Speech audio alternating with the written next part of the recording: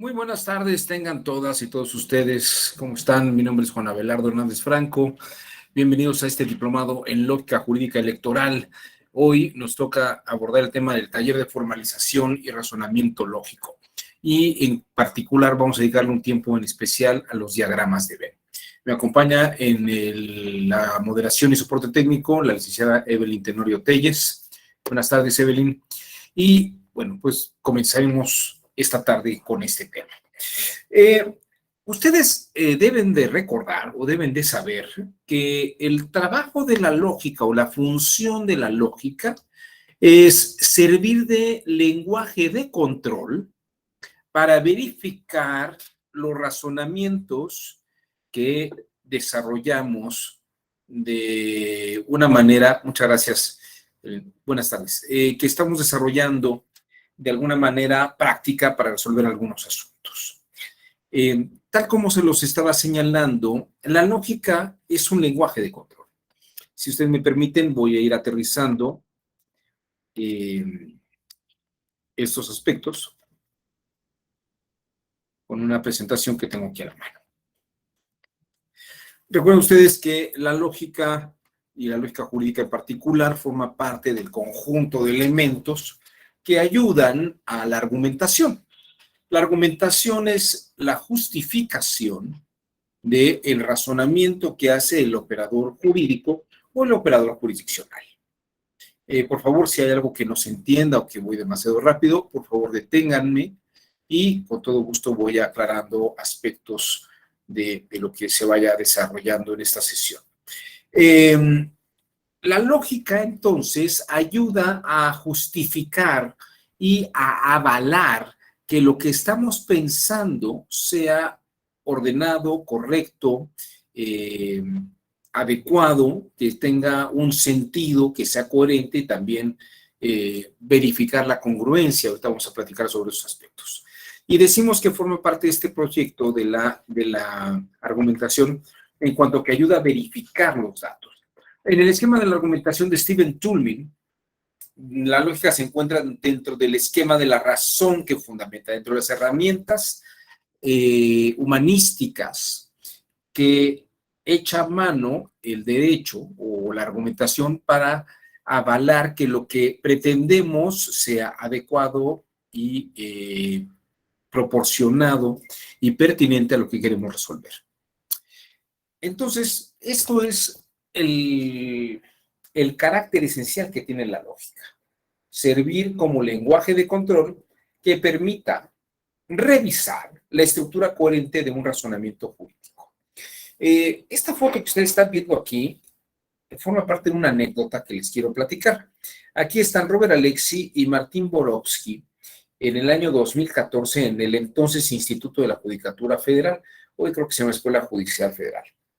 Ahora bien, en esa ocasión tuve yo la oportunidad de platicar precisamente con Robert Alexy y con Martín Borowski y les preguntaba yo qué ventajas veían ellos de enseñar lógica a los jueces, a las y los secretarios de estudio de un tribunal. Y entonces, se los voy a platicar de esta forma. Alexy puso una cara de asombro y Martín Borowski volteó y me dijo, yo no sé qué hagan ustedes en México, pero en Alemania, la gente que ya se va a titular de abogada o de abogado, tiene que hacer varios exámenes. Uno de estos exámenes, hay unos de conocimientos generales, pero hay un examen que en concreto es de lógica, en el que los y las participantes lo que tienen que hacer es traducir en un lenguaje lógico de tipo analítico el razonamiento jurisdiccional, o el contrato, el artículo de la ley, de tal forma que pueda verificarse la coherencia y las cosas que se puedan inferir de una manera analítica. Como verán, a esto me refiero con que la lógica es un lenguaje de control. La lógica es el lenguaje que va a permitir que lo que una persona está planteando de una manera holística, de una manera siguiendo las pautas de la experiencia, verificar que lo que está diciendo es coherente y es lógico. Tal vez no hemos platicado esto, pero asumo que se ha platicado en algún momento. Cuando resolvemos un problema o cuando estamos frente a un problema jurídico, no utilizamos la lógica.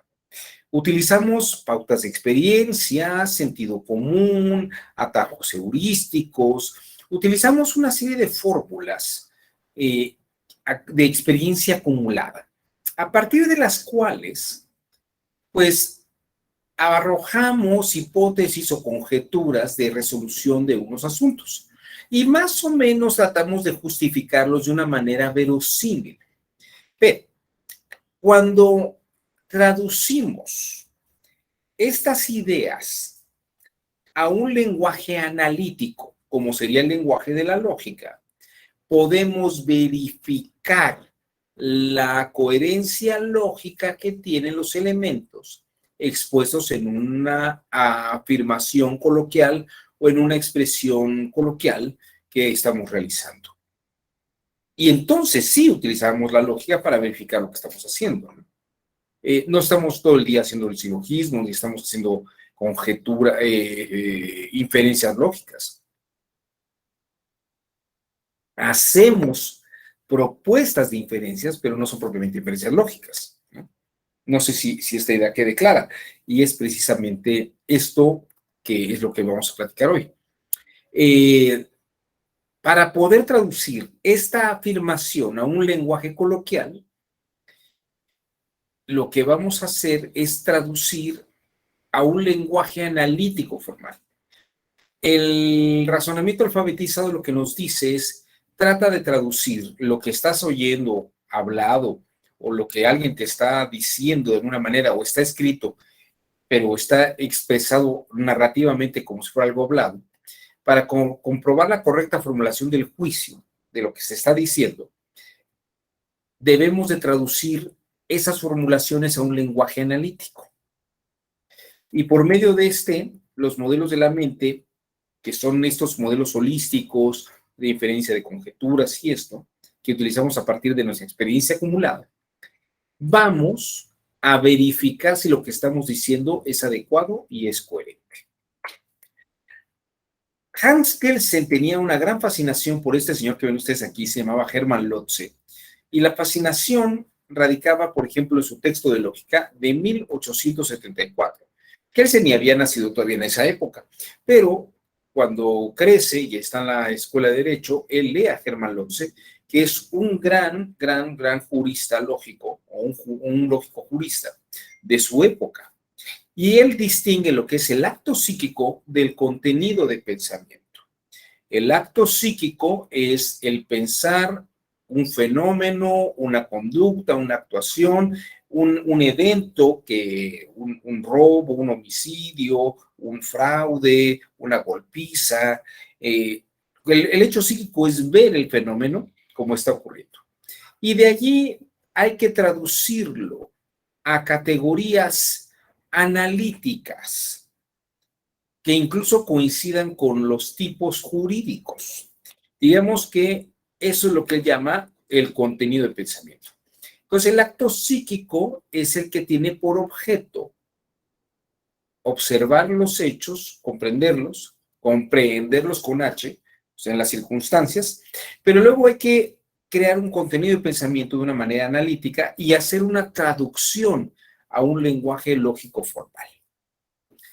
Esto que dice Hermann Lotze, muchos años después lo va a decir también este señor que se llama Edgar Morano, que todavía vive, tiene 100 años, acaba de cumplir 100 años, es uno de los grandes filósofos, epistemólogos de nuestra era. Y lo que él dice es que precisamente una cosa es cómo observamos el fenómeno, pero esa observación del fenómeno, ese acto psíquico, no es un espejo de la realidad, sino que es una reconstrucción cerebral a partir de una serie de signos que estamos viendo.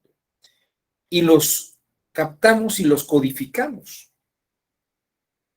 Y es una interpretación subjetiva. Y lo que va a hacer la lógica es ayudarnos a traducir esa percepción subjetiva, interpretada subjetivamente de una manera. Por ejemplo, eso que ocurrió en aquel lugar ese día, eso es un fraude electoral. Es una interpretación subjetiva que se está haciendo. Eso es un fraude electoral, por ejemplo, ¿no? Entonces, esa es una forma interpretativa. Ahora, vamos a ver si esta expresión y esta lógica o esta forma de comprender el asunto como ocurrió es un fraude electoral. Vamos a revisarlo de una manera analítica para ver si efectivamente eso es un fraude electoral, ¿no? Aquí hay que decir que nunca vamos a tener una única forma de punto de vista. Thomas Nagel tiene un texto sensacional que se llama Una visión de ningún lugar, en el que sostiene, este es uno de los grandes cognitivistas de la Universidad de Nueva York, que precisamente lo que plantea es que nadie puede salirse de su cabeza para ver qué está pasando afuera de ella.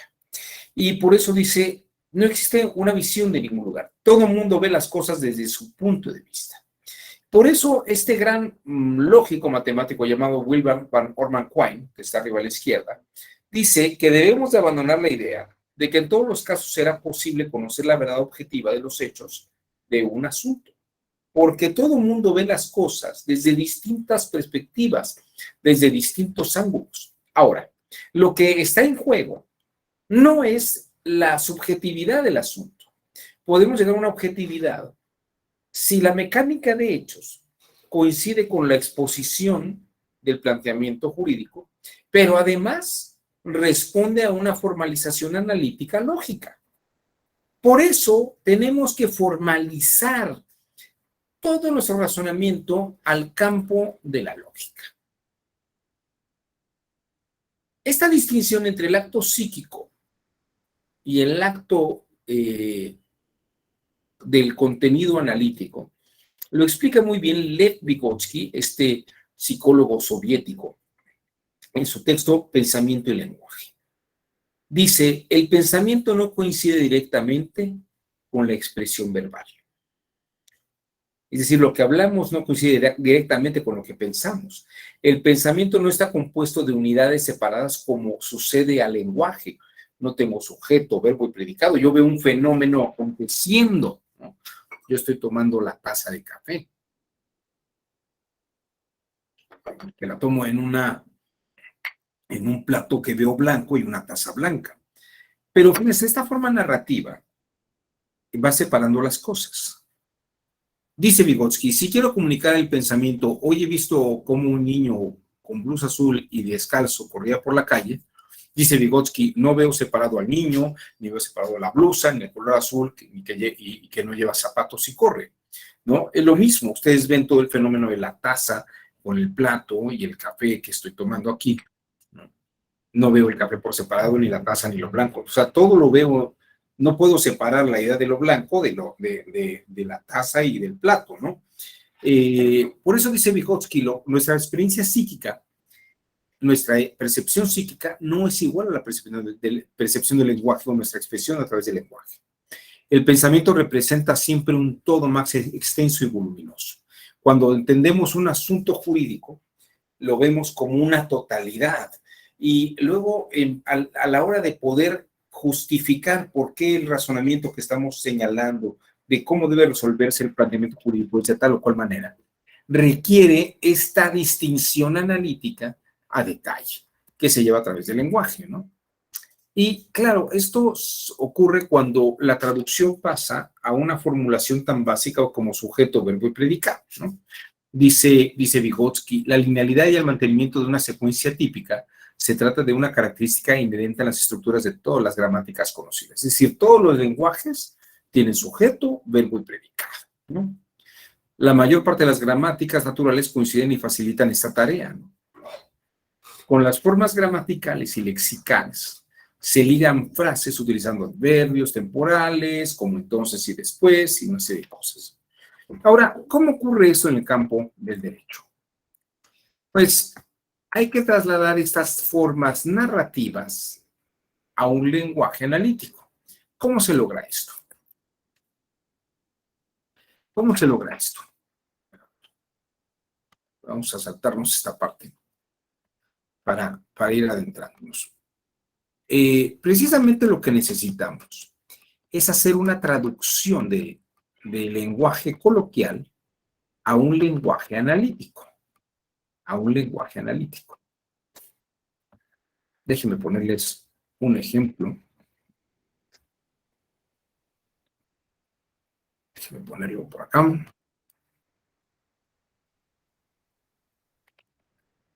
Vamos a ver.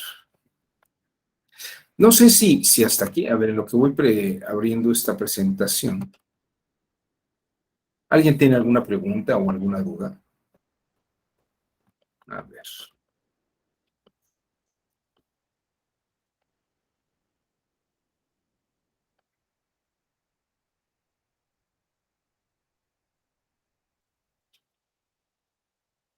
Ha sido muy rápido. ¿Dudas o comentarios? ¿No?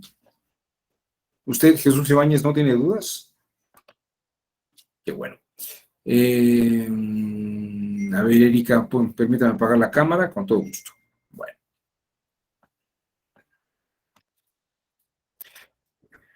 Bueno, les voy a decir, lo primero que hay que señalar es que el derecho no es lógico. El derecho no es lógico. El derecho son una serie de instrucciones y de órdenes que requieren una traducción a un lenguaje analítico para volverse lógico. Esto les va a parecer tal vez muy absurdo u obvio, pero es muy importante. Por ejemplo, hay una ley que señala que todo el que trabaje y tenga un ingreso, debe pagar al SAT, debe pagar impuestos por un porcentaje tal. Y luego hay otra ley que señala que aquellos que no pagan impuestos serán sancionados con tanto de días de multa y tales sanciones, ¿no? El derecho da órdenes. Ustedes ganan dinero, tienen que pagar impuestos. Y también, si no pagan impuestos, va a haber una sanción. Ahora, esas son las órdenes del derecho. Otra cosa es decir, si ganas tanto y no pagas impuestos, entonces te va a venir una sanción por tanto. Eso es lógico, pero eso no es derecho. Esa es una traducción analítica de las normas jurídicas a un razonamiento lógico. Y aquí me voy a atrever a decir una cosa que luego hay que explicársela a algunas personas que se dedican a la redacción de sentencias. Citar una ley, citar una tesis, una jurisprudencia, una resolución, un precedente, no es argumentar lógicamente. Citar una ley no es argumentar. Citar una ley es una cita. Pero no está haciendo una exposición lógica de lo que dicen las normas, porque no estamos traduciendo un lenguaje normativo analítico la expresión legal de lo que dice la ley. Y ustedes no pueden decir, es que queda muy claro, si no pagas impuestos, entonces te van a cobrar. Claro, eso lo dicen ustedes, pero eso no lo dice la ley. Y lo que no dice la ley tiene que decirse de alguna manera, ¿no? Entonces, cuando ustedes, y es aquí donde está el punto más interesante, porque a veces suponemos que la ley dice cosas, porque la interpretamos así de una manera rápida y holística, pero la ley requiere de una forma analítica muy clara, ¿no? Porque si no, luego estamos diciendo cosas que parecería que son lógicas o que no lo son. Déjenme ponerles un ejemplo de esto que estoy diciendo. Eh, vamos a ver. Miren, por ejemplo, ya que estamos en el Tribunal Electoral, vamos a utilizar un ejemplo electoral. ¿Qué les parece? ¿No? Por ejemplo, vamos a hacer un ejercicio aquí entre todos. Si yo les preguntara, ¿cuál es el contrario sensu lógico de tener derecho a votar. Opción A, no tener derecho a votar. O tener derecho a no votar. Son dos cosas totalmente distintas. Pero si yo les preguntara, ¿qué es el contrario sensu? ¿O cuál es el contrario sensu de tener derecho a votar? Si decimos, no, es que a contrario sensu, el tener derecho a votar equivale a tener derecho a no votar. O equivale a no tener derecho a votar. ¿Qué dirían ustedes que es el contrario sensu? Opción A, no tener derecho a votar. Opción B, tener derecho a no votar. Vamos a ver aquí si se animan y vamos a analizar, a ver, en el chat. Aquí Mariana Guadalupe dice no tener derecho a votar. O sea, usted va por la opción A. Mariana va por la opción A.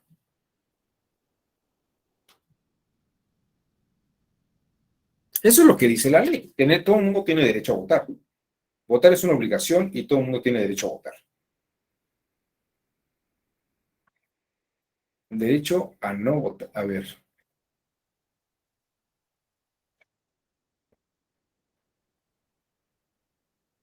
Aline, es que, a ver, la Aline dice también opción A, no votar. A ver, pero Aline, yo creo que estás de mal, porque la opción A es no tener derecho a votar. La opción B es tener derecho a no votar. Y tú estás poniendo ahí no votar. Entonces no sé si vas por la opción A o por la opción B. Opción A. O sea, no tener derecho a votar. Muy bien. ¿Alguien más? A ver, aquí nada más tenemos dos.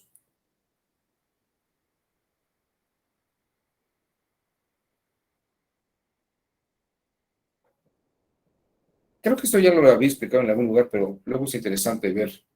Ok, Jesús Ibáñez dice que la opción A. Muy bien. Muy bien. Todo el mundo está aquí en la opción A. Créanme, me parece que habíamos explicado esto y era muy claro este asunto. Pero esto lo sabemos porque formalizamos de una manera lógica, de una manera analítica, esta expresión. Alguien que no la traduce a un lenguaje analítico confunde una forma, o sea, confundiría que el contrario sensu es tener derecho a no votar. Luis Antonio Pacheco, ¿entiende usted la diferencia?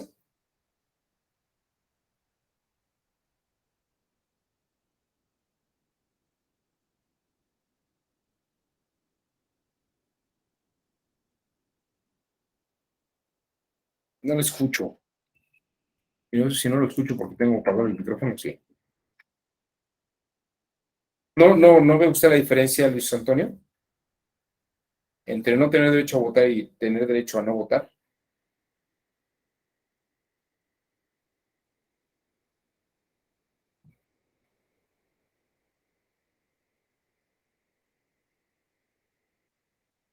Lo contrario, en lógica, es la negación de algo.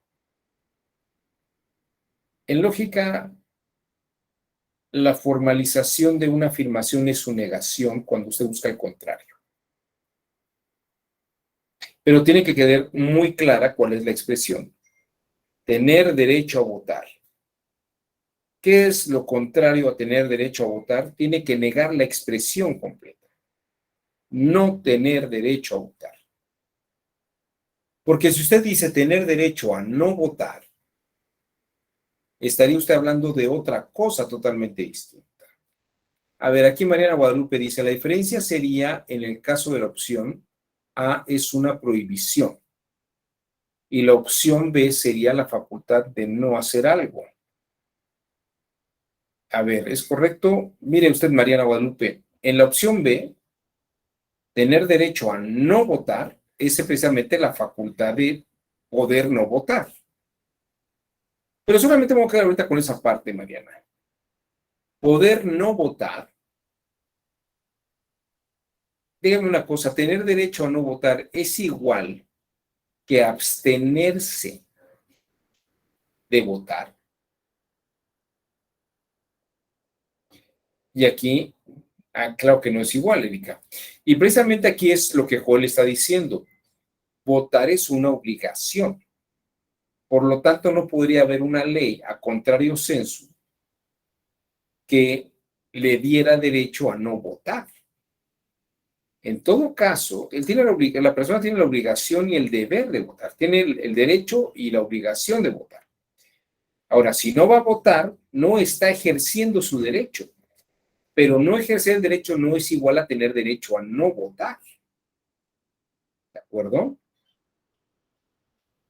Dice María del Refugio, la opción es una prohibición y la opción B sigue siendo un derecho de no hacer. Muy bien. Ahora, nada más déjeme aclarar este aspecto, María del Refugio. La opción A no es una prohibición, es una negación. No tener derecho a votar podría ser una persona menor de edad o con alguna discapacidad grave mental, no le podría dar el derecho a votar. Mire, una persona que no es mexicana y no tiene 18 años cumplidos, no puede votar, no tiene derecho a votar. Y no es que tenga prohibido votar, es que no puede votar. No sé si ve la diferencia. No puede votar. No es que le esté prohibido votar, es que no puede hacerlo. Y una persona que no puede hacerlo no es que tenga prohibido. A ver, una persona menor de edad no puede casarse, aunque estuviera emancipado, pero no puede casarse, pero no es que tenga prohibido casarse. Más bien no está en las condiciones para casarse. Aquí dice Dante Augusto, quizás sea más claro con el principio, todo lo que no está prohibido está permitido. Si no está prohibido caminar en la calle, a contrario sensu, al no estar prohibido, está permitido. Dante, creo que tiene usted una confusión un poco, tiene una confusión sobre lo que es un contrario, porque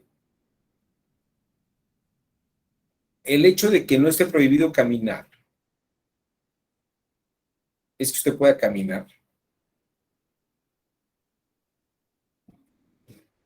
Usted puede caminar o no puede caminar. Pero el hecho de que no pueda caminar no quiere decir que le esté prohibido caminar. Le pongo un ejemplo muy aterrizado. Un bebé no puede caminar. No es que tenga prohibido caminar. Una persona con una discapacidad en sus piernas no puede caminar, pero no quiere decir que esté prohibido caminar. ¿Ve usted la diferencia? Usted puede no tener una condición, pero no es igual a que se le prohíba. Esto es una forma de pensamiento analítico. Mire, se lo voy a poner en estos términos. En inglés, cuando hay unas ciertas puertas por donde uno no puede entrar o no debería entrar, le dicen, you're not allowed. Usted no está autorizado a entrar aquí. No está autorizado a entrar aquí. Ahora, ¿eso es igual a que no puede entrar aquí o no debería entrar aquí?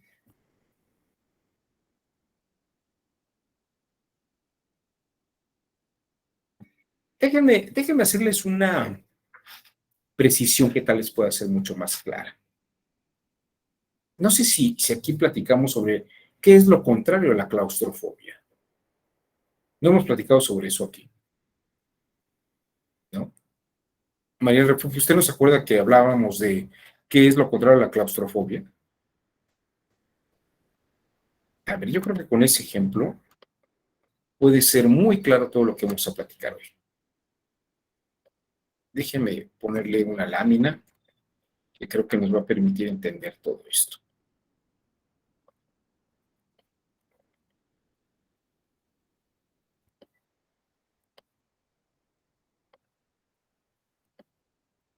¿Cómo traducimos a un lenguaje analítico?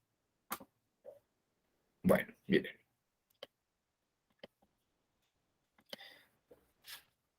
La claustrofobia es el temor, fobia es un temor a los lugares cerrados. Claustro es un lugar cerrado, ¿de acuerdo?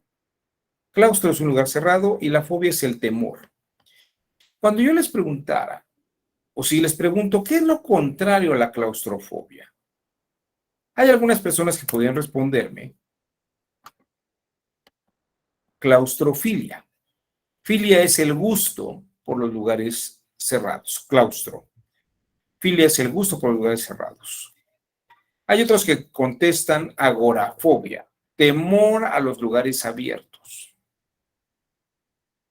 Vamos a agregar otra, agorafilia. Agorafilia, gusto por los lugares abiertos. Ahora bien, colocado esta distinción, estimado Dante o Mariana Guadalupe, ¿qué dirían que es lo contrario? O a lo mejor no es ninguno déjenme ampliar esto, o a lo mejor ninguno de esos, ¿no? Es otra cosa. A ver, opiniones.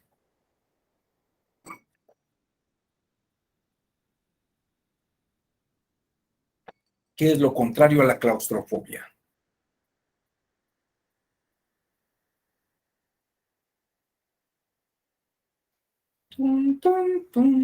A ver, adivine.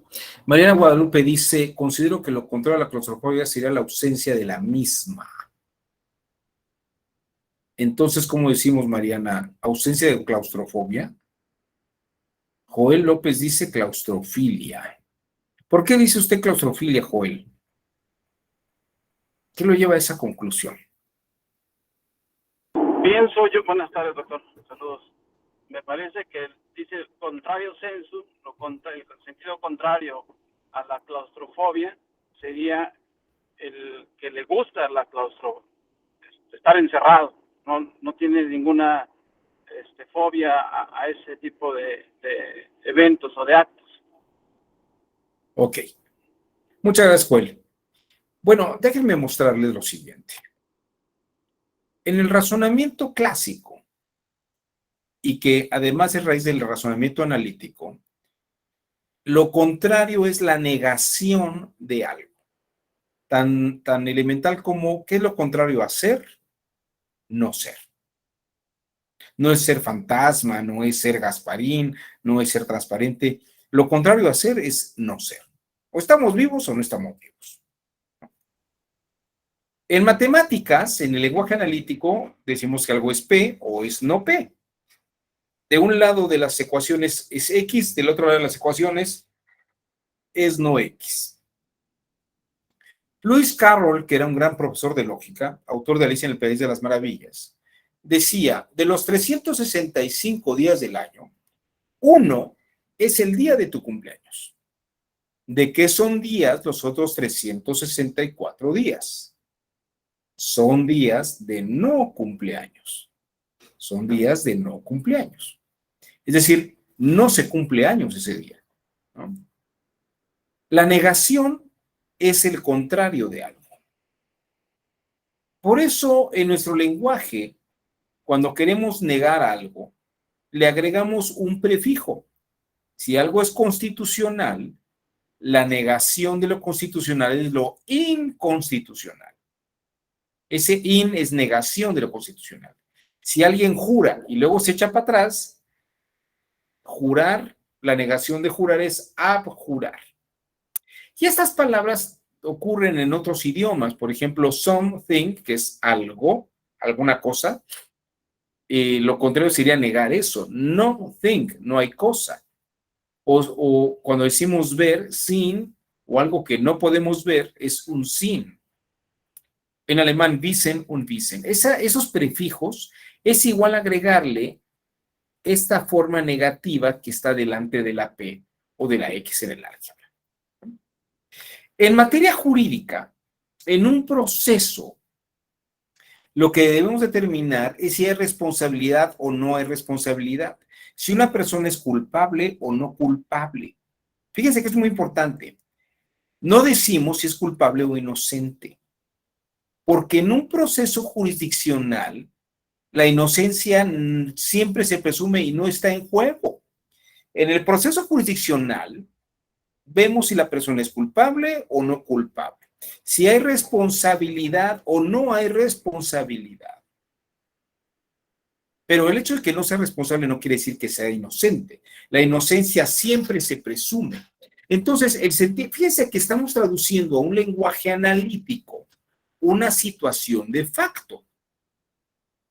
Esto es lo que hace el pensamiento lógico, permitirnos analizar de una manera analítica algo que en el lenguaje coloquial parecería que es lo contrario. No sé si me estoy explicando hasta aquí. Por eso en inglés se dice guilty or not guilty, pero not guilty no quiere decir que sea inocente, ¿no?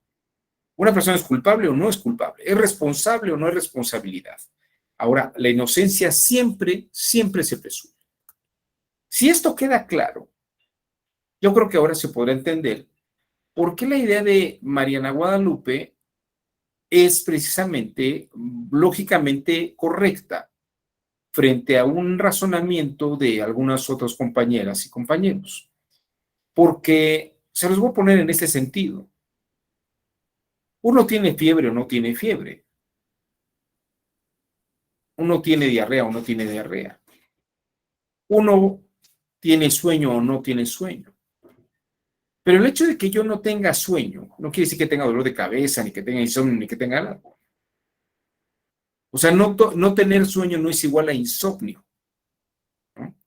Ahora, que yo no tenga claustrofobia, que a mí no me guste, que yo no tenga el malestar de estar encerrado en un lugar, no es igual a que me gusten los lugares cerrados, ni que me gusten los lugares abiertos, ni que le teman los lugares abiertos. ¿Tengo claustrofobia o no tengo claustrofobia? Pero el hecho de que yo no tenga claustrofobia no quiere decir que me guste de estar encerrado. ¿Le gusta estar, tiene usted temor a los lugares cerrados? No, no tengo ningún temor a los lugares cerrados. Ay, entonces vamos a encerrarlo porque le gusta. Oye, no. Eso es absurdo, eso no es lógico, ¿no? Parece lógico, pero no lo es. Eso es lo que es muy importante en el campo jurídico. En el campo jurídico hay cosas que parecen lógicas, pero no lo son.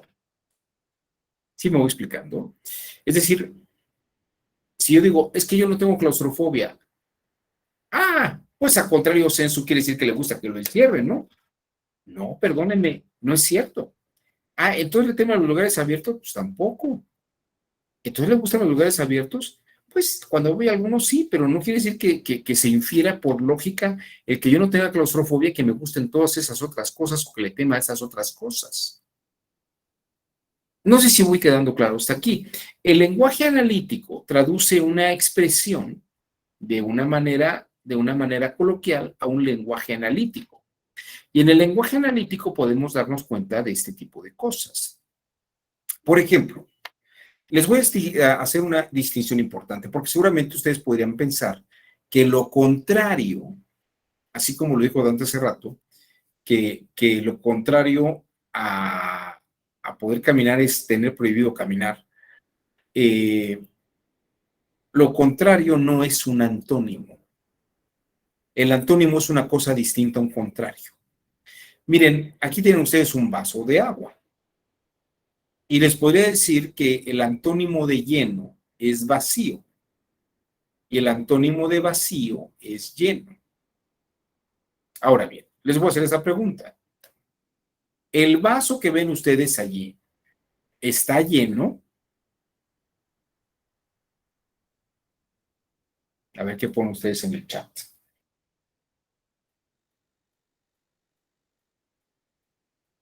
¿Cuál es la respuesta a mi pregunta? ¿El vaso que están viendo ustedes está lleno? Miren, Mariana está dando una respuesta lógica. No, no está lleno. Pero eso no quiere decir que esté vacío. Exactamente, Ale. Esta es la idea. Rafael, exactamente es esto. Ahora, ¿está vacío? No, no está vacío. Como eran ustedes, lo contrario a estar lleno es no estar lleno. Lo contrario a estar vacío es no está vacío. Pero lo contrario no es igual al antónimo. Porque el hecho de que no esté lleno no quiere decir que esté vacío. Eso es otra cosa. El antónimo no es igual al contrario. En un lenguaje lógico trabajamos con elementos de contrarios, no con antónimos. En un lenguaje coloquial sí podríamos hablar con antónimos. Javier dice, ¿y si decimos medio vacío? ¿Está medio vacío? Tú me puedes decir sí, o también puede ser que no. No está medio vacío, o está medio vacío, o no está medio vacío. O sea, ¿qué es lo contrario a medio vacío? No estar medio vacío, o no estar medio lleno, Luis Antonio. Exactamente. Pero ¿qué es lo contrario a medio vacío? Es no estar medio vacío. Y si me dice medio lleno, pues no está medio lleno o sí está medio lleno. Pero son contrarios. ¿Sí lo ven? Dante, en este sentido, aunque estuviera el vaso a 3/4, ante la pregunta ¿está lleno? La respuesta seguiría siendo la misma, no está lleno. Exactamente, Dante. Y fíjate que en un proceso jurisdiccional, esto es bien importante. ¿Llegó usted a las 8? Sí, llegué como a las 8:02, 8:05. Ah, pero entonces no llegó usted a las 8. No, no, si ya eran las 8. Lo que pasa es que, bueno, a las 8 en punto no llegué, pero sí llegué como a las 8:05. Entonces repito la pregunta, ¿llegó usted a las 8? Hombre, no, pero sí llegué muy cerca de las 8. Ok, pero entonces no llegó a las 8. Llegó usted a las 8:05. ¿Sí me explicó? En materia jurisdiccional, la formalización analítica es muy importante, porque no es lo mismo llegar a las 8 que a las 8:05. Ustedes pueden decir, bueno, pero sí, estamos en México, ¿no? Un ratito es 1 hora, 2 horas, ¿no? Es como dicen, el albañil dice que la casa, el techo lo van a arreglar en 2 días. Ok, tiempo de albañil es igual a 2 semanas, ¿no? O sea, ¿no? Eso no es un lenguaje analítico ni es un lenguaje lógico, ¿de acuerdo? Por eso es muy importante, por eso es muy importante dar cuenta de cómo el lenguaje coloquial tiene que volverse un lenguaje analítico. Tiene que volverse un lenguaje analítico. Ahora, ¿cómo hacemos esta traducción y esta adaptación del lenguaje coloquial al lenguaje lógico? Este es el punto esencial de la sesión del día de hoy. ¿Cómo traducimos el lenguaje coloquial a un lenguaje analítico?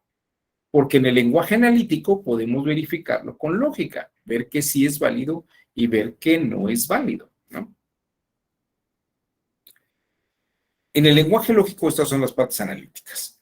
Bueno, a ver, hasta aquí, hasta este punto, comentarios, preguntas, inquietudes. A ver, usted, Rafael Rosas, ¿cómo lo ve?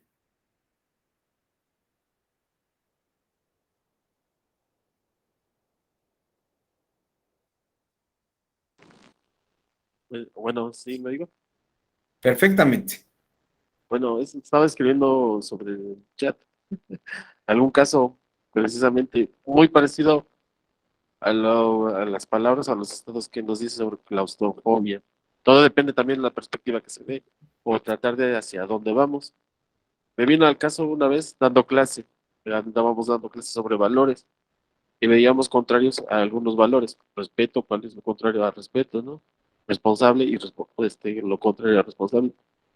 Y muchos alumnos en ese momento como creían que lo contrario era solo poner y, por ejemplo, responsable y responsable, ¿no? y ya era lo contrario de responsable e irresponsable, y varias palabras así lo mencionaba. Pero me llegó un valor que decíamos que el respeto, ¿no? ¿Cuál es lo contrario al respeto? O ahorita a lo mejor claustrofobia, ¿no? Que es lo contrario. Y muchos alumnos me decían irrespeto por la palabra I como antónimo o tratar de encontrar el antónimo. Como Al cuando dices principal. irrespetuoso, no sé irrespetuoso. Exacto, pero todos decían irrespeto nada más. Cuando me lo dicen así, pues, se oye como que pues, está incorrecto, ¿no? O de lo correcto, incorrecto. Ya después se le va dando precisamente esa apreciación de la palabra o el sentido de la oración a dónde se quieren llegar a los alumnos. A lo mejor al principio pues, no es simple, solo pone irrespeto, como ahorita se menciona, irresponsabilidad, a lo mejor sí sería lo contrario a respeto, pero creo que más o menos es lo que rescato o no recuerdo nuevamente a tratar de entender cómo esas palabras que se mencionan anteriormente, Es muy tratar interesante de, lo que está planteando Rafael, porque fíjese que efectivamente, desde un punto de vista lógico, lo contrario a respetuoso es que una persona sea respetuosa. Lo contrario a tranquilo sería que uno fuera intranquilo, porque está negando la expresión. Tal vez la otra pregunta sería, ¿cuál es el antónimo? Es como cuando alguien le pregunta cuáles son las virtudes y cuáles son los pecados. Pero fíjese, el pecado no es lo contrario a una virtud, es lo opuesto, lo opuesto. Eso es muy distinto. Lo opuesto es distinto a lo contrario y al antónimo. Fíjese que ya llevamos tres palabras distintas. Una cosa es lo contrario, que es la negación de algo. Otra cosa es el antónimo y otra cosa es lo opuesto. El opuesto se confronta, colisiona con algo, pero no lo niega. Por ejemplo, Rafael, si yo le preguntara, ¿qué es lo contrario al amor? ¿Qué me responde usted? ¿O qué piensan los demás? ¿Qué es lo contrario al amor? Al amor. Dante, efectivamente, desamor, el no amor. El hecho, fíjese que es muy interesante, creo que el ser irrespetuoso no es lo mismo que ser grosero. No, son cosas distintas. Yo no puedo ser respetuoso, pero no quiero decir que sea grosero. Sería el caso de contrario y antónimo. A ver, ahorita revisamos eso. Pero mire, por ejemplo, en el caso del desamor, es la negación del amor. El 90% de las personas que le preguntan lo contrario del amor dicen odio. Y esto es muy curioso porque el odio sí puede colisionar frente al amor, pero no lo niega. Y la mejor prueba de esto es que a veces hacemos algunas cosas estúpidas o algunas cosas terribles y nuestras parejas se enojan muchísimo, ¿no? ¿No te ha pasado, Dante, que haces algo y tu pareja te odia, pero no te deja de amar, ¿no?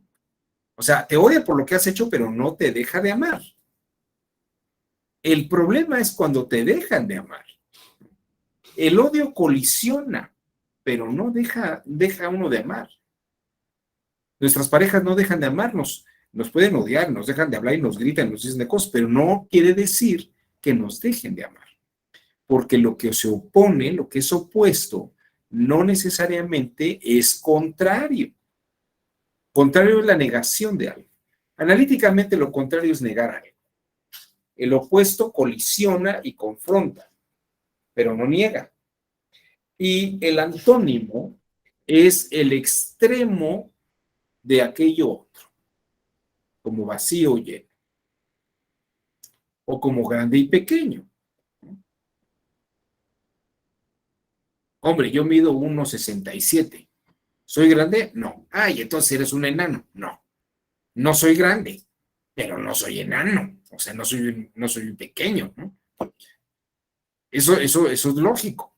Bueno, ahora vámonos con lo que señalas aquí, Dante. Ya vimos que grosero no es irrespetuoso, pero quiere decir que es grosero. Yo no sé si sea el antónimo, pero lo que te podría decir es que tal vez es un paso en el antónimo. Tal vez ser irrespetuoso es como algo que está medio lleno en el camino a estar lleno, o es algo medio vacío en el camino a estar vacío. Es decir, en nuestro lenguaje español tenemos algunos puntos intermedios entre los extremos.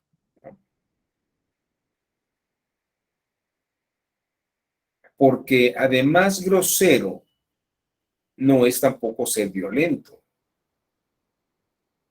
Y, por ejemplo, una persona podría ser respetuosa. No sé si has visto alguna vez un letrero allá en el tribunal o luego lo traen en algunos edificios públicos, el violentómetro. El violentómetro, que empezaba con una, una palmadita, un piropo grosero, y luego pasaba a un tacto físico violento, y luego podía llegar a un insulto y acababa con la muerte, ¿no? Y es como que es el extremo del violentómetro. Es lo más violento, matar a alguien. Entonces, ser irrespetuoso es tal vez parte de un proceso en el que uno puede empezar siendo irrespetuoso sin ser grosero, pero ya luego puede ser grosero. Y luego, aparte de ser grosero irrespetuoso y grosero, puede ser violento. A mí me parece que en ese sentido no es un antónimo propiamente el ser grosero y irrespetuoso. Más bien, el antónimo tiene que ir hacia el otro lado en proporción.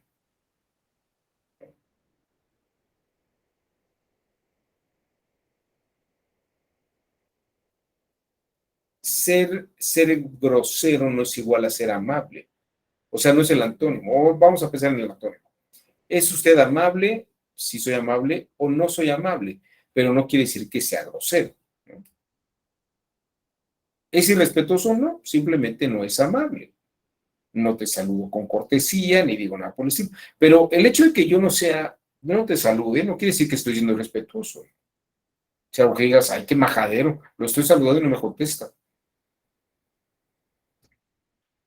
Bueno, pero ¿eso es ser grosero? ¿O eso es ser irrespetuoso? O más bien, tal vez el adjetivo claro sería que indiferente. Es una persona indiferente. Bueno, todo esto que estamos platicando ahorita, mis queridas amigas y amigos, es precisamente la traducción de un lenguaje coloquial a un lenguaje analítico de tipo lógico. Y la formalización del lenguaje, cuando hablamos de la formalización, es traducir algo que está en un lenguaje coloquial a un lenguaje lógico, como lo que estamos siendo aquí y ahora, ¿no? Usted me puede decir, bueno, esa es su opinión. Le digo, no, eso no es una opinión mía. Una opinión es algo que a mí se me ocurre decir desde mi perspectiva y mi punto de vista, ¿no? Cuando yo digo que lo contrario es la negación de algo, no es que lo esté opinando y ni se me ocurra. Es una forma de estructura lógica que se aplica en nuestro lenguaje y es el lenguaje analítico. X está de un lado, positivo, está el signo igual, si lo paso del otro lado es la negación de. En toda la filosofía clásica, lo contrario es la negación de algo. Y fíjense que esto incluso puede llevar a muchos temas. Algo no está vivo. No está vivo quiere decir que está muerto. Pues no. Por ejemplo, un mineral no está vivo. El carbón no está vivo. ¿Está muerto? Pues no quiere decir que esté muerto. Simplemente que el carbón no tiene vida. Una barra, una inerte barra de carbón no está viva. La inerte barra de carbón no está viva. Entonces está muerta. No, no está muerta. Es como decir que esta taza está muerta. ¿Por qué? Porque no está viva. No.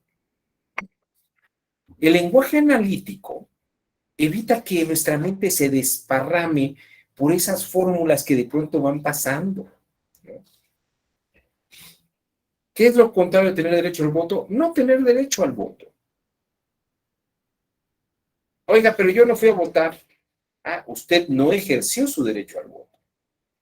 Pero no es que tenga un derecho a no votar. Porque para empezar, si es una obligación, ¿cómo le va a dar la ley un derecho a no votar? Es un absurdo, es una contradicción en términos. Fíjese que aquí está el punto interesante. Nosotros razonamos y lo hacemos de una manera coloquial, pero no pensamos con lógica. No pensamos con lógica que ahorita seguramente ustedes estarán confundidos y sorprendidos de lo que estoy diciendo. Pero es que si pensáramos con lógica seríamos muy analíticos. Y no lo somos. Razonamos a partir de pautas de la experiencia y es algo muy normal. Nuestra mente así funciona. Precisamente por eso existe la argumentación y sobre todo la argumentación en el campo jurídico. Porque hay un presupuesto que asume que todos nuestros razonamientos son conjeturas y son inferencias holísticas, son procesos heurísticos. Y lo que hace la argumentación es a través de algunas herramientas como la lógica, es el someter estas fórmulas heurísticas a un lenguaje analítico que le dé un rigor y un orden de comprensión. Por eso es importante que razonemos en una traducción, en una formalización de nuestros dichos a un lenguaje analítico. Que la ley diga, debe pagar impuestos fulano de tal, y luego la ley diga, el que no pague impuestos será sancionado. Son dos premisas, pero no son lógicas. Son lógicas cuando hay un conector lógico. O cuando hay una condicional. Si no pagas impuestos, entonces serás sancionado. Esto me lleva a la siguiente lámina.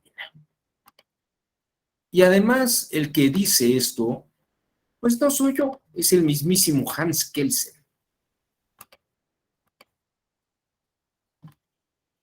Traducir una narrativa jurídica coloquial a un lenguaje analítico se hace precisamente estableciendo condicionales.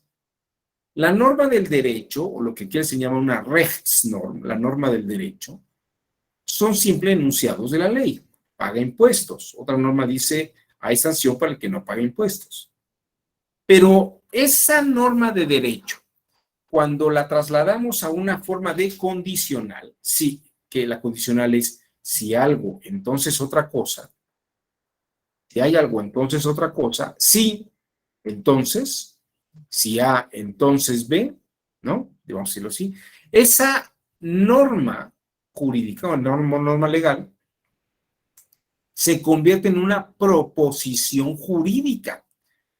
Y ya como proposición entra en el campo de la lógica. Si no pagas impuestos, entonces hay sanción, ¿no? La ley del derecho vincula la condición jurídica con la consecuencia jurídica. Esto es una imputación, no una causalidad. Si haces tal, entonces ocurrirá tal otra cosa. Esto lo dice en el apartado 11b Hans Kelsen de su teoría pura del derecho en su primera edición. Entonces, por esto decimos que el derecho no es lógico. El derecho se convierte en proposición jurídica, lógica, cuando se traduce a un formato analítico. Dice Kelsen en su crítica a Jürgensen, el acto de pensamiento que precede al acto de la voluntad,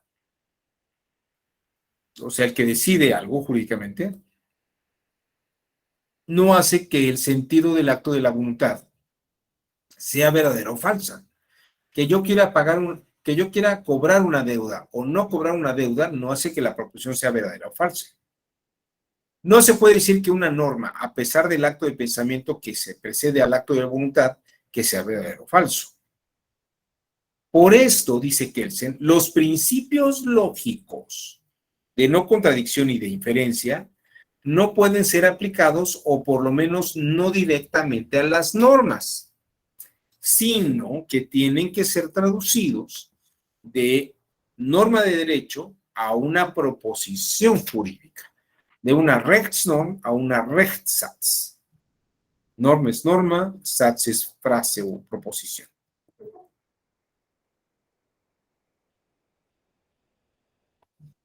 ¿Cómo traducimos con una condicional? Si algo, que es un antecedente, entonces un consecuente.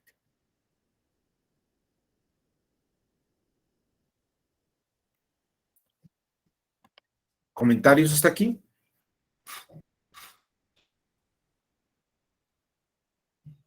No.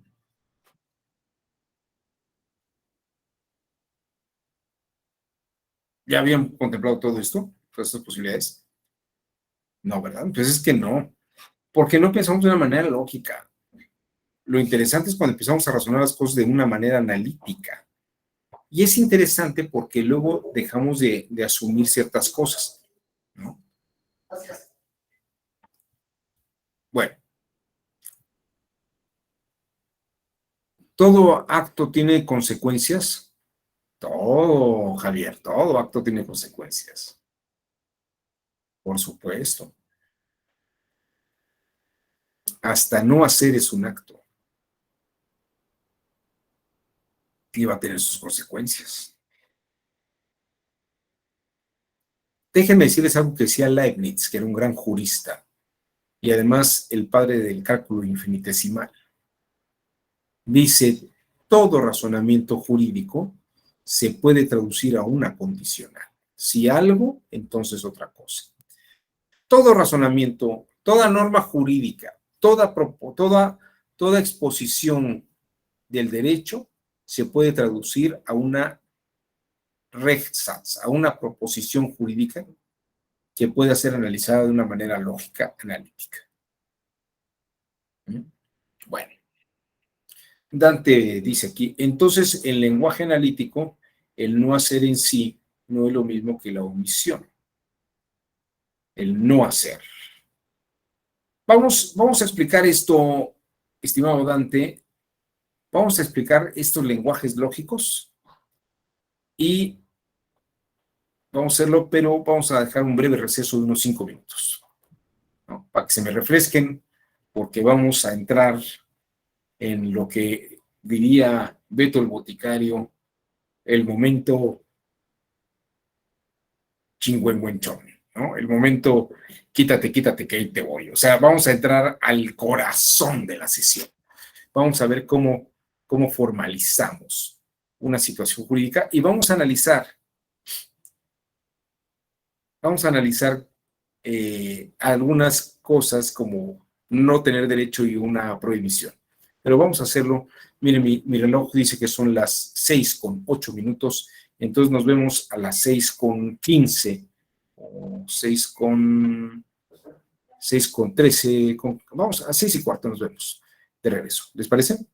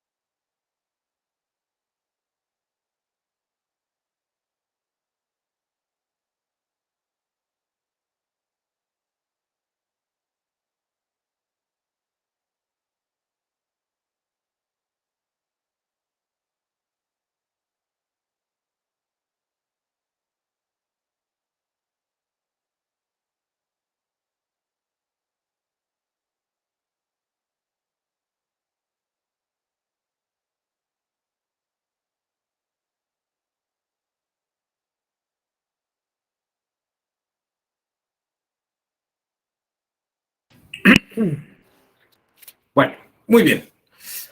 Estoy aquí de vuelta con ustedes y ahora vamos a entrar en el corazón de la formalización del lenguaje jurídico. Tal vez lo que sea más claro sería comenzar con este esquema que les va a permitir a ustedes entender cómo formalizamos un asunto. Yo espero que ustedes recuerden sus clases de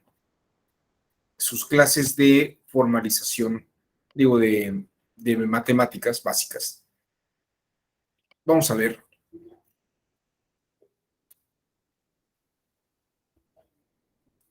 Vamos a ver este pequeño cuadro. Ahora sí, que no estaba compartiendo. Miren, en sus clases de matemáticas básicas de la secundaria, usted recordará lo que son los cuadros cartesianos. Este es un cuadro cartesiano. El método me parece que va a ser muy ilustrativo, lo utilizo porque creo que es muy claro. Van a ver ustedes, tenemos dos ejes que son el eje de las X que va de derecha a izquierda o de izquierda a derecha, y el eje de las Y que va de arriba hacia abajo o de abajo hacia arriba, ¿no? Ahora bien, el eje de las X, si ustedes recuerdan, tiene puros números positivos, siempre y cuando no atraviese el eje de la línea de las Y, porque el momento que atraviese el eje de las Y, los números X van a ser negativos, menos 1, menos 2, menos 3, menos 4, menos 5. Lo mismo ocurre con el eje de las Y, todos los números de la Y son positivos, 1, 2, 3, 4, 5, 6, 7, 8, 9, 10, hasta el infinito, y empiezan a ser negativos en el momento que Y cruza el eje de las X. Menos 1, menos 2, menos 3, menos 4, menos 5, menos 6, menos 1000. ¿No? Ahora bien, en esta lógica, los cuadrantes nos dejan ver que en la medida que X no ha atravesado el eje de las Y e Y no ha atravesado el eje de las X, este cuadrante nos dará valores de X positiva e Y positiva. Ahora, en el momento que X pase el eje de las Y, se convertirá en X negativa. Pero Y, debido a que no ha atravesado el eje de las X, será todavía Y positiva. Cosa que no ocurre en este cuadrante inferior porque X ya atravesó el eje de las Y e Y atravesó el eje de las X. Entonces, aquí tenemos no X y no Y. Y en este cuadrante tendremos que X no ha atravesado Y, por lo tanto es positiva, pero Y ya atravesó el eje de las X, por lo tanto es Y negativa. Aquí tienen ustedes los 4 modos básicos de inferencia, o los 3 modos básicos de lo que se infiere a partir de una relación existente. Ahora bien, les decía, para poder establecer un lenguaje proposicional jurídico en la lógica, necesitamos establecer el antecedente y el consecuente. Si algo, entonces otra cosa. Ahora bien, para hacer más didáctico este ejercicio, lo que haremos es lo siguiente. El eje de las X va a ser el eje de los antecedentes y el eje de las Y será el eje de los consecuentes. Si se dan cuenta, aquí estamos afirmando el antecedente y el consecuente. Aquí estamos negando el antecedente, pero seguimos afirmando el consecuente. Aquí negamos el antecedente y el consecuente, y acá estamos afirmando el antecedente, pero negando el consecuente. ¿Me van siguiendo? Bueno. En lógica, vamos a decir que esto es de donde estamos partiendo, esto es lo que afirmamos, esto es lo que estamos diciendo, es nuestra dicción, lo que estamos afirmando. Cuando negamos el antecedente, pero afirmamos el consecuente, estamos contradiciéndonos, ¿no? Es decir, se los voy a poner en estos términos. Vamos a pensar, esta es una carretera y ustedes van en esta dirección, es lo que estamos diciendo. Si ustedes se les olvida algo y quieren regresar, van a cruzar el camellón y van a regresar por esta vía. No van a regresar por esta de acá, porque si regresan por esta vía de acá, van a colisionar. Si esto es una adicción, el golpe de frente es una contradicción. Pero ir por el otro lado no es una contradicción, sino ir a contrario sensu. Es decir, si yo niego el antecedente, pero mantengo el consecuente, eso es una contradicción. Y eso es falso. Si mi afirmación es verdadera, mi dicción es verdadera, la contradicción es falsa. Cuando yo niego el antecedente, pero afirmo el consecuente, es falso, y eso sería una contradicción. Ahora, si yo niego el antecedente y niego el consecuente, esto es por una regla lógica que se llama modus ponendo ponens y tollendo tollens. Esto es un contrario sensu. Negar el antecedente y negar el consecuente es el contrario sensu. Y les voy a decir esta otra cosa. Si afirmamos el antecedente, pero negamos el consecuente, si la regla de derecho tiene una excepción, la vamos a encontrar en ese cuadrante. Ese cuadrante lo vamos a llamar, por el momento, contrariedad. ¿De acuerdo? Y es donde vamos a encontrar las posibilidades de excepciones de los asuntos. Vamos a poner el siguiente ejemplo. Si yo le sirvo un vaso de agua a Joel, Joel puede tomarse el vaso de agua que yo le serví. Esto es verdadero. Joel puede tomarse un vaso de agua que yo le serví, ¿no? Porque, para empezar, sí le serví un vaso de agua a Joel. Ahora, vamos a ver el siguiente ejemplo. ¿Cuál sería el contrario sensu de esta afirmación? Tengo que negar el antecedente. Yo no le sirvo un vaso de agua a Joel, y el consecuente es que Joel no se toma el vaso de agua que yo le serví. ¿Por qué? Porque para empezar yo nunca le serví ningún vaso de agua a Joel. Tú no te puedes tomar un vaso de agua que yo te sirviera, Joel, porque para empezar yo nunca te serví un vaso de agua. Tú no puedes tomarte el vaso de agua que yo no te serví porque yo nunca te serví un vaso de agua. Si yo no te sirvo ningún vaso de agua, tú no puedes tomarte un vaso de agua que yo te haya servido. Ese es el contrario sensu de la afirmación de la dicción. Y en lógica es válido, al igual que en el derecho. El derecho nos permite hacer interpretaciones a contrario sensu. Y aquí es donde vemos la fórmula para hacer un contrario sensu. Hay que negar lo que estamos afirmando. Si es un antecedente y un consecuente, negamos los dos, el antecedente y el consecuente. Ahora bien, si yo afirmo el consecuente negando el antecedente, es que negara. Si yo te sirvo un vaso de agua, esto equivale a yo no te serví un vaso de agua. Si yo no te sirvo un vaso de agua, aquí estamos negando el antecedente, pero a diferencia del contrario sensu, mantenemos el consecuente sin contradecir, sin negar. Como no negamos el consecuente, lo que estamos diciendo es que te tomas el vaso de agua que yo te serví. Pero si yo nunca te serví un vaso de agua, ¿cómo es posible que te tomes el vaso de agua que yo te serví? Eso sería una contradicción de lo que estoy diciendo. ¿Se ve claramente la idea? A ver, véanla, obsérvenla, piénsenla.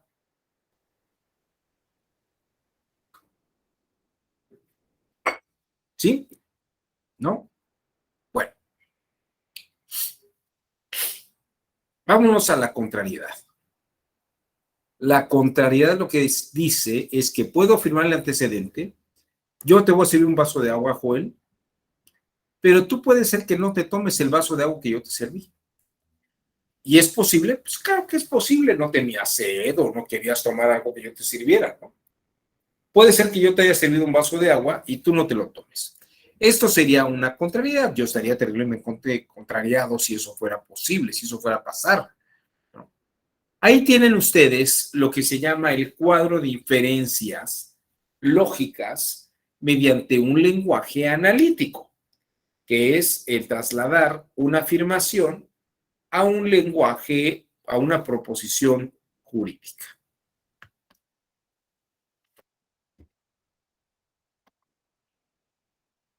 ¿Preguntas? Adelante, Joel. Gracias, doctor. Muy interesante lo que nos está comentando. Una pregunta. ¿Quiere decir que el lenguaje analítico implica pocas variables? O lo digo de otra forma, ¿es poco flexible a las variables? ¿Es más certero? Pues tienes un control sobre la afirmación que se está haciendo, Joel. O sea, más bien no estás sujeto a ambigüedades. El vaso está lleno, es que está medio lleno. Esa no es una respuesta analítica, ¿no? ¿Hubo 5,000 homicidios? No, no los hubo. Oiga, aquí el papel dice que sí hubo 5,000 homicidios. No, yo tengo otros datos. Eso no es un argumento lógico. Eso es lo que se llama un argumento erístico. Erístico, que viene de la diosa Eris, que es la diosa de la discordia. Y la erística, por ejemplo, está desarrollada en un libro de Schopenhauer que se llama El arte erística, por ejemplo, ¿no? Eso es como saber darle la vuelta a los asuntos sin entrar en un problema lógico, en una afirmación lógica. El lenguaje lógico es un lenguaje de control en el que las cosas son y están sometidas a este rigor analítico riguroso. Entonces la gente no se puede salir no se puede andar por las ramas. Adelante. Ok, me surge otra duda. Decía usted que en el derecho no existe la lógica. Sin embargo, creo yo que en el derecho se aplica la lógica. Sí, eso sí. Ok. De hecho, tú utilizas la lógica para razonar jurídicamente hablando. Pero el derecho son normas. No necesariamente tiene que ser lógico, pero para poder llegar a su análisis tengo que usar la lógica. Ciertamente, aunque hay normas muy raras que no son lógicas. Por ejemplo, piensa solamente esto. La ignorancia de la ley no exime de su cumplimiento. O sea, aunque ignores la ley, aunque no conozcas, si no conoces la ley, entonces sigues obligado a cumplirla. Pero fíjate, si aplicamos la lógica y negamos, si no desconoces la ley, o sea, que la conozcas, si no desconoces la ley, entonces también negamos el consecuente. Entonces puedes dejar de cumplirla. Esa es una formulación normativa que no tiene lógica. Es una orden a rajatabla, no es una proposición lógica jurídica. Es una orden cerrada. ¿Que tiene lógica? No la tiene. Es una orden. Aunque ignores la ley, tienes que cumplirla, ¿no? Pero es un absurdo, porque ¿cómo va a ser posible que obedezca algo que desconozco? Claro, tal vez el planteamiento no está bien hecho, ¿no?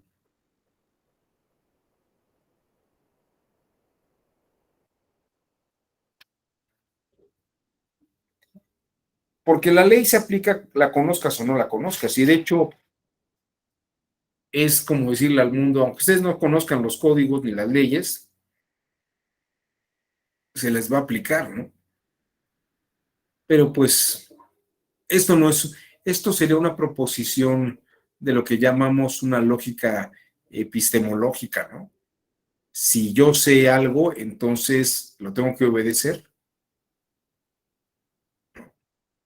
O si no sé algo, entonces se va a aplicar de todas maneras. Hay ciertas expresiones lógicas, hay ciertas expresiones jurídicas o normativas, perdón. Hay ciertas expresiones normativas que a la hora de traducirlas a un campo lógico no tienen lógica. Entonces, ¿qué podemos decir de eso? Que son órdenes ilógicas. Es una orden ilógica. O es una afirmación política que no tiene lógica, ¿no? Es como ese es un caso raro, en el Código Civil. Ese es un caso raro. Y diría que probablemente hay alguna otra ley, creo que son esa que acabo de mencionar y otra, las únicas leyes en toda la legislación mexicana que no tienen lógica. Porque a la hora que tú las infieres, parecería que entonces si sí conoces la ley puedes violarla, ¿no? Eso es extraño, no sería lógico. A ver, aquí Dante dice, si en el derecho no existe la lógica, ¿cómo es posible enunciar la existencia de la lógica jurídica? Es que, como acaba de decir Joel muy bien, la lógica jurídica es la lógica aplicada en el derecho. Eso es la lógica jurídica, la lógica aplicada al derecho. O más bien el derecho razonado y formalizado en modelos lógicos. ¿Ibas a comentar algo más, Joel? Sí, es que estoy intentando esbozar algunas ideas para la revista Axis sobre lo que establece el artículo 38, fracción primera de la Constitución, que señala que los derechos o prerrogativas de los ciudadanos se suspenden por falta de cumplimiento sin causa justificada de cualquiera de las obligaciones que impone el artículo 36, y el artículo 36 señala que son obligaciones, la fracción 3, votar en las elecciones. Digo, muy a colación de lo que comentó usted a un principio respecto a lo que nos enganchó en la clase, de que si es un derecho a votar o no votar, es un derecho. Me parece que, y ligado con lo que señala también ahorita del desconocimiento de la norma, no te exime de su aplicación, me pareciera entonces de que hay cierta lógica en cuanto al interés del Estado en que los ciudadanos voten, que ejerzan su derecho. Sin Sí, sí. embargo, no existe ninguna, bueno, sí existe una sanción que dice se suspenderá de sus derechos por un año, pero no hay ninguna, en realidad no hay ninguna repercusión que yo sepa a la fecha de tanta gente que se abstiene de votar y que es muy alto el porcentaje. Fíjate que perdón que te interrumpa, Joel, esto que estás diciendo es muy interesante, porque me parece que fue el mismo Pablo Gómez o Monreal quienes dijeron que aquellos que no fueron a manifestarse en la consulta para ver si López Obrador seguía o no seguía en la presidencia, deben ser sancionados con la imposibilidad de votar durante un año. Pero fíjate que es muy curioso porque aunque existe la normativa y la norma, creo que no se aplica, pero sí existe la sanción. O sea, por ley sí existe. No conozco casos en el que la gente que no fue a votar, no porque tuviera derecho a no votar, sino porque se abstuvo de votar, de no ejercer su derecho a votar. Es muy interesante lo que estás planteando, porque efectivamente parece que el Estado tiene interés en que la gente se manifieste y elija, ¿no? Tome decisiones. Entonces, el no tomarlas, pues, es sancionable. Sí, Es una buena observación la que estás haciendo, Joel. y finalmente el tema es de que no siempre a un derecho hay una correlación a una obligación. Y el ejemplo lo ponía también un poco usted, cuando un bebé no puede caminar, cuando un bebé nace, tiene derechos, mas no tiene obligaciones todavía. Mira, esto que acabas de mencionar me lleva a esta fórmula. Déjame mostrarte otra forma lógica. Esta es otra forma lógica. Responde al mismo esquema, pero esta forma lógica es, por ejemplo, la que llevaba Jeremy Bentham, ¿no?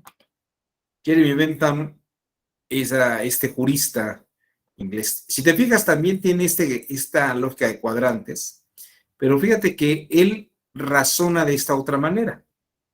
Bueno, tenemos nuestros ejes de antecedentes y consecuentes.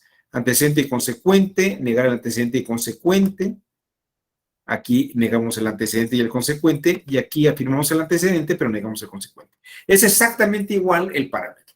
Pero fíjate que él ya no lo hace como es una condicional de la que habla, pero en razón de la intención del legislador. Vamos a poner el ejemplo. Cuando el legislador quiere algo, hay una orden. Cuando el legislador no quiere que ocurra algo, o sea, el legislador A es el que el legislador quiere y C es la consecuencia, es que ocurra una cosa. Cuando el legislador no quiere que ocurra algo, eso es una prohibición. Pero fíjense que aquí es muy interesante porque cuando no ocurre que el legislador quiera algo, o sea, el legislador no va a legislar nada y hay el legislador dice que ocurra algo, no hay orden. No se está ordenando nada. Y acá, cuando yo nego el antecedente y el consecuente, no estoy prohibiendo. No ocurre que el legislador prohíba algo. Y aquí está muy interesante esto, porque con lo que no se prohíbe, entonces se permite. Ahora, fíjense. Cuando hay una orden, hay una obligación. El legislador quiere, el antecedente del legislador quiere que ocurra algo, consecuencia. Por ejemplo, el legislador quiere y ordena que la gente use tapabocas. Eso es una orden. La gente debe usar tapabocas en lugares cerrados. Eso es una orden. Y ahí hay una obligación. Pero ahora fíjate bien. Si el legislador quiere que no ocurra algo, podría decir, el legislador no quiere, o el legislador quiere que la gente no salga a la calle sin tapabocas, o salga a la calle sin tapabocas. O sea, tú no puedes salir a la calle sin tapabocas. Entonces, está prohibido salir a la calle sin tapabocas. Tú no tienes derecho a salir si no tienes tapabocas. O sea, no tienes derecho a salir si no tienes tapabocas. En nuestro español esto sería como una prohibición. Fíjate que parece que el efecto es el mismo. En uno se te obliga a salir con tapabocas. En el otro se te prohíbe que salgas sin tapabocas. Es una diferencia interesantísima, porque en una hay una orden y tienes una obligación. En la otra no tienes derecho a salir y está prohibido que hagas eso.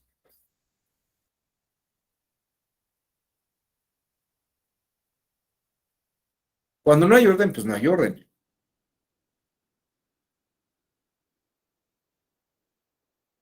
Ahí el legislador no dice nada. El legislador no dice que la gente salga con tapabocas.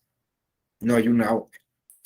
Pero cuando negamos uno y negamos el otro, no ocurre que el legislador quiera que no ocurra algo. Yo no digo, no estoy prohibiendo o no estoy obligándote a salir sin tapabocas. Entonces puedo salir sin tapabocas. Pero no porque sea el contrario censo, sino lo que no está prohibido, no ocurrió que no se prohíba, entonces puede uno salir sin tapabocas. Pero es una lógica distinta, porque el salir sin tapabocas no es el contrario sensu de que se use el tapabocas.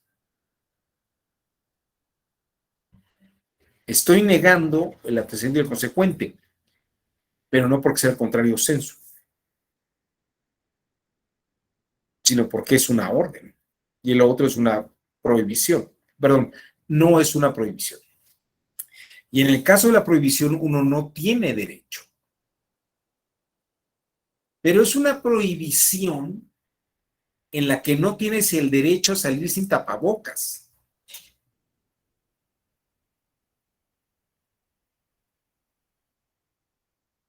no tienes derecho a salir sin tapabocas.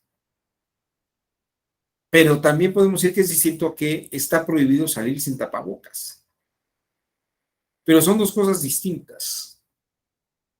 Sin embargo, Bentham parece que identifica esta relación.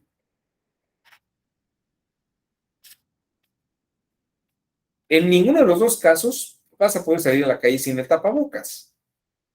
Ya sea que te ordenen que salgas a la calle con tapabocas o que tengas prohibido salir sin tapabocas. Pero son dos cosas distintas. Oiga, es que me está obligando a salir con tapabocas. Sí, es una obligación. Oiga, ¿entonces está prohibido que salga sin tapabocas? No, porque no es una prohibición, es una orden. Claro, ustedes pueden decir, ay, pero ocurre lo mismo. Jurídicamente hablando, no. Porque en una yo te estoy obligando a algo. En la otra, no te estoy dando derecho a que hagas algo.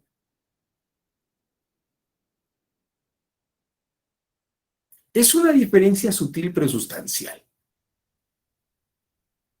A ver, aquí Javier dice, el hecho de que un ciudadano tenga algún derecho no implica que deba ejercerlo, salvo que sea una obligación, Javier, ¿no? O sea, tú tienes derecho a votar, pero también es una obligación a votar. Esto es interesante, porque te están dando derecho a votar y además te obligan a votar. Son dos cosas distintas. Te doy una facultad y además te obligo a que ejerzas la facultad. Y dices, no implica que deba ejercerlo. Y ahí sería coerción para obligarlo a ejercer ese derecho. Ok, exactamente. Luego Joel dice aquí, ¿podría darse el caso de que el legislador diga, se ordena a que se use el cubrebocas y por ende se prohíbe salir sin usar cubrebocas? Ya serían dos órdenes distintas. Porque además en la prohibición puede ser acreedor a una sanción. Pero en la obligación puede ser que no te haga de una sanción. Y luego acá Joel dice, podría, a ver, sí, pero en el caso de la constitución de derecho a votar también es una obligación. Exactamente. Ahí están combinándose dos cosas. Ahí tienes una obligación, ahí tienes la prohibición a no votar y tienes el derecho a votar, ¿no? Ya estamos empezando a razonar analíticamente. Esto es razonar analíticamente. Exactamente. Esto que estamos platicando, Joel, Javier, aquí en el chat, esto es un razonamiento de tipo analítico. También lo que dice Dante y Mariana, esto es razonar analíticamente. Y si se da cuenta, es una forma en la que estamos pensando de una manera controlada nuestras ideas, no nuestras opiniones. Las opiniones son puntos de vista, uno puede decir lo que quiera de algo, pero de allí a que mi opinión sea una verdad, les voy a decir que allí hay un factor que todavía es importante, porque para que mi opinión sea verdad, tiene que pasar un proceso de verificación analítica. Decía William James, este filósofo pragmatista norteamericano, cuando nuestros pensamientos coloquiales se verifican por un proceso analítico formal, pasan de verosímiles a verdaderos.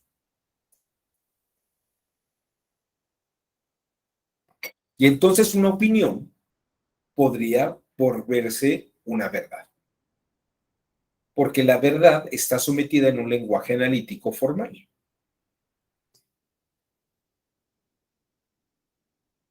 Bueno, me quedan escasos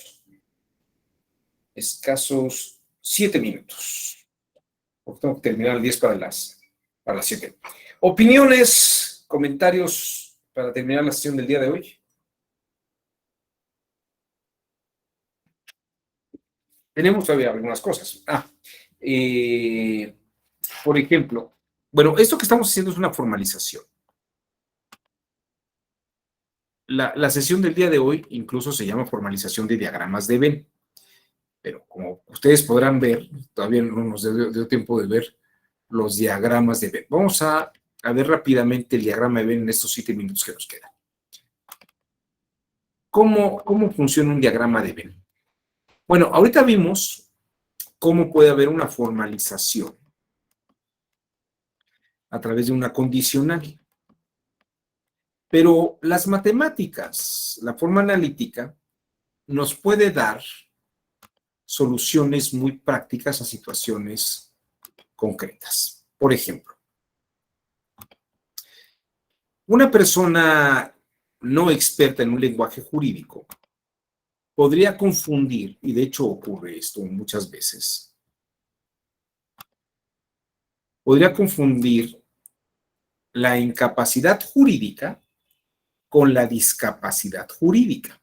Porque de hecho el Código Civil señala que hay una cierta incapacidad jurídica.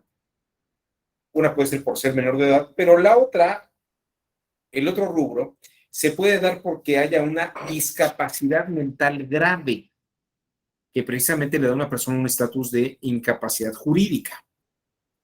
Ahora, hay personas que identifican, y algunas asociaciones de derechos humanos precisamente quieren que desaparezca la figura de incapacidad jurídica porque dicen que es discriminatoria.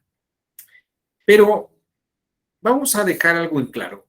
No puede ser discriminatorio porque no se refiere a toda persona con discapacidad, solamente cierto grado de discapacidad que además puede ser peligrosa. Habría que distinguir, y lo que pasa es que mucha gente no distingue esta separación entre la incapacidad jurídica y la discapacidad. Porque puede haber un menor de edad que no tenga capacidad jurídica y no tenga discapacidad. O bien podría haber una persona con una discapacidad, por ejemplo, una persona manca o coja, que tenga capacidad jurídica, aunque tenga una discapacidad. Y también esto nos podría llevar a entender por qué un menor de edad de 15 años no puede trabajar. ¿Es porque no tiene capacidad jurídica o porque no tiene la condición jurídica? Fíjense que estos son términos que pueden ser confusos. El derecho nos da estas pautas, pero fíjense que el derecho puede utilizar la lógica. Y la lógica nos puede dar, por ejemplo, con un diagrama de Venn. El diagrama de Venn es una forma de diagramar algo que inventó John Venn. Por ejemplo, tenemos el conjunto de personas con incapacidad jurídica.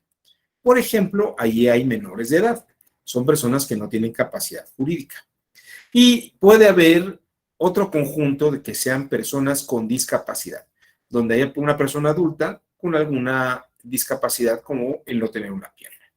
Ahora, como verán ustedes, no todas personas con discapacidad son personas con una incapacidad jurídica.